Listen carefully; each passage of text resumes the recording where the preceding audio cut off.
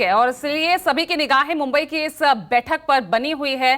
मैं अपने वरिष्ठ सहयोगी राजीव रंजन का मैं रुख कर रही हूं। राजीव, क्या इसे मास्टर स्ट्रोक कहा जाएगा जिसे लगातार बीजेपी कह रही है कि ये रक्षाबंधन का तोहफा है, या फिर इसे जिस तरह से विपक्ष दावा कर रहा है कि ये विपक्षी महागठबंधन इंडिया का दबाव है?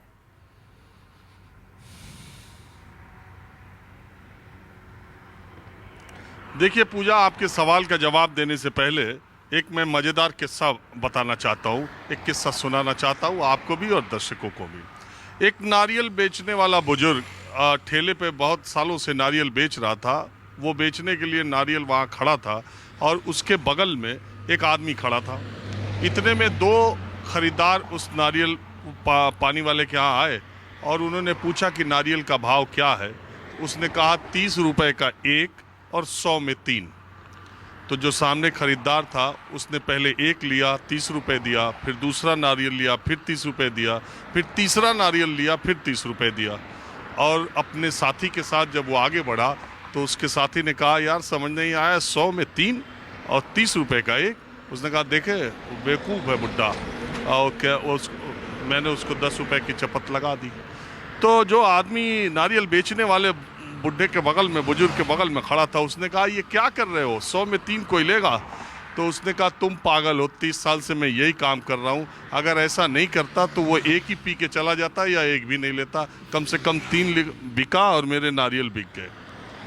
तो यही तमाशा। उसके बाद उस आदमी ने बोला कि अगर कोई आदमी आपसे पूछे कि 100 में 3 और एक 30 का, अगर किसी ने सवाल पूछा, उसने कहा तुम दिन भर खड़े रहो, ऐसे 2-4 लोग आएंगे और उनके लिए मेरा जवाब ये है कि 2 पानी वाले होंगे और एक मलाई वाला नारियल दूंगा, जबकि सब नारियल वैसे ही पड़े हुए थे। तो यही खेल हो रहा है। समझ ही नहीं आ रहा जनता को कि कब क्या हो रहा है, और सत्ता और जनता के बीच में यही जगह हो रहा है। सब कंफ्यूज्ड है कि किसमें उसका फ़ायदा ज़्यादा है, कब किसको फ़ायदा लेना है। अगर आप इस फैसले को देखिए तो कल ये फैसला लेने की क्या वजह थी? क्या अंतर्राष्ट्रीय बाजार में कच्चे तेल की कीमतें कम हैं? नहीं, पहले कम थी, इस समय बढ़ी हुई है। और दूसरी बात, कल ऐसा कौन सा ऐसा दिन था? दरअसल जब राजनीति, जब सियासत, सब इस पे आ जाए चुनाव से जोड़ के, तब ऐसे फैसले लिए जाते हैं। आपको पता है कि ऐसे फैसले लेने के कुछ बहाने होने चाहिए। तो रक्षाबंधन पर देश की बहनों को सौगात दिया जा रहा है, इसलिए ये 200 रुपये कम किए गए। ये कहते हुए बात ये है असल कि 4 राज्यों के चुनाव आगे हैं, और उसमें भी राजस्थान की सरकार अशोक गहलोत की। अगर कांग्रेस पार्टी के लोग अगर आज ये कहें कि ये चुनावी स्ट्रोक है, तो उनसे भी ये पूछा जाना चाहिए कि राजस्थान में अशोक गहलोत सरकार बीपीएल धारी कार्ड धारकों को और उज्ज्वला कनेक्शन वालों को 500 रुपये सिलेंडर, 500 रुपये का सिलेंडर पहले से दे रही है, और सारी सब्सिडी चुनाव के पहले ये योजना शुरू की और सारी सब्सिडी राज्य सरकार दे रही है।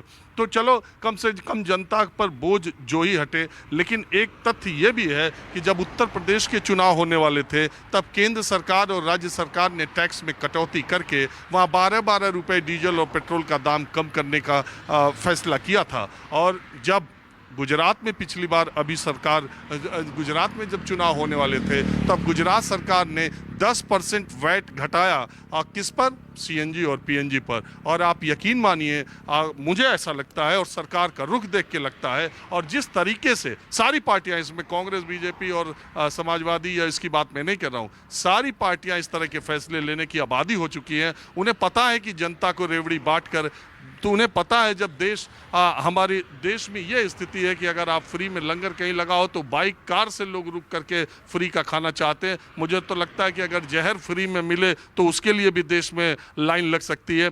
तो अच्छी तरह से नेताओं को, सत्ताधारियों को ये पता चल गया है कि इस तरह की रेवड़ियां समय समय पर बांटना चाहिए। मुझे पक्का यकीन है कि दिवाली के गिफ्ट के नाम पर पेट्रोल और डीजल की कीमतें भी कम की जा सकती हैं, क्योंकि दिवाली का ही सहारा लेकर के गुजरात चुनाव में ये तोहफा दिया गया था। दिवाली का ही सहारा लेकर उत्तर प्रदेश के चुनाव से पहले ये फैसले किए गए थे। तो ये रक्षाबंधन का सहारा लेकर के ये काम किया गया है। निश्चित तौर पर महंगाई एक बड़ा मुद्दा है, और इंडिया इसको अपना श्रेय भले ले ले कि 2 बैठक से 200 हुआ, उनकी तीसरी बैठक से कहीं 100 रुपया और न कम हो जाए, मगर ये जरूर है कि महंगाई एक बड़ा मुद्दा है। और मार्च 2022 से अगर आप देखें, इंटरेस्टिंग बात और है, उत्तर प्रदेश में चुनाव खत्म हुए, 50 रुपए रसोई गैस के सिलेंडर बढ़े, फिर एक महीने छोड़ के मई 2022 में 50 रुपए सिलेंडर के बढ़े, फिर एक महीना छोड़ के जुलाई में 50 रुपए सिलेंडर के दाम बढ़े, और फिर उसके बाद जब 4 महीने चुनाव, 3-4 महीने चुनाव थे, नहीं हुआ, फिर इस साल की शुरुआत में 50 रुपए, यानी पिछले 1.5 साल में जो 200 रुपए बढ़ाए गए थे वो 200 रुपए एक झटके में घटा दिए गए।